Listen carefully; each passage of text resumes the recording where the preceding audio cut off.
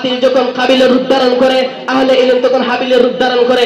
বাতিল যখন নমরুদের রূপ ধারণ করে আহলে ইলম তখন ইব্রাহিম খলিলুল্লাহর রূপ ধারণ করে। বাতিল যখন ফেরাউনের রূপ ধারণ করে আহলে ইলম তখন মুসা আলাইহিস সালামের রূপ ধারণ করে। বাতিল যখন আরবের বেঈমান আবু জাহাল, আবু লাহাব, উতবা, শাইবার রূপ ধারণ করে আহলে ইলম তখন সরকারে দু আলম মুহাম্মদ সাল্লাল্লাহু আলাইহি সাল্লামের রূপ ধারণ করে।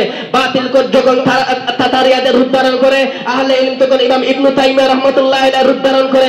বাতিল যখন ইংরেজ দাল কুত্তাদের রূপ ধারণ করে তখন উলামায়ে দেওবন্দ আহলে ইলমদের রূপ ধারণ করে।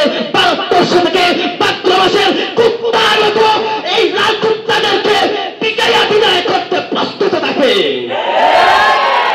আহলে ইলমের দায়িত্ব কি শুনেন?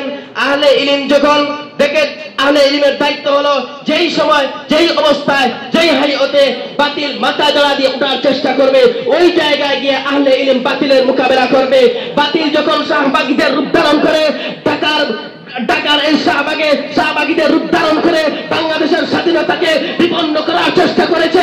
বাতিল যখন দাউদ হায়দারের রূপ ধারণ করেছে, বাতিল যখন তাসলিমা নাসরিনের রূপ ধারণ করেছে তখন আল্লামা আহমদ শফি রহমাতুল্লাহি আলাইহি আহলে ইলমের রূপ ধারণ করে তাসলিমা নাসরিনের তাত্ত্বঙ্গা জবাব দিয়েছেন, দাউদ হায়দারের তাত্ত্বঙ্গা জবাব দিয়েছেন।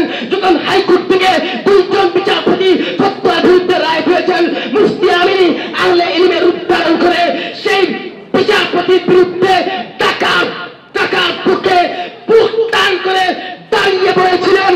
ফতোয়া থাকবে, ওই বিচারক দুটি শাহজালালের বাংলায় থাকতে পারবে না। এজন্য পরিষ্কার কথা হলো আউয়াদার রুয়াইসি বলেছিলেন আহলে ইলমের দায়িত্ব 3টা। 1 নম্বর দায়িত্ব বলেছিলেন বাতিলদের মোকাবেলা, 2 নম্বর দায়িত্ব বলেছিলেন আল্লাহর নবীর দ্বীনের হেফাজত করা।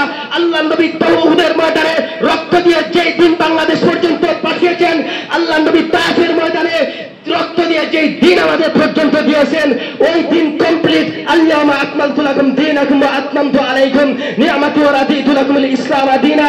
এই আয়াত পরে আল্লাহর নবী শিরমোহর মারিয়া দিয়েছেন, দিনের মধ্যে কেউ কিছু ঢুকাইতে পারবে না, দিনের মধ্যে কেউ কিছু থেকে বের করে নিয়ে যেতে পারবে না। দিনের মধ্যে কেউ যদি ঢুকাইতে আসে তারপরে আহলে ইলমরা প্রতিবাদ করবে।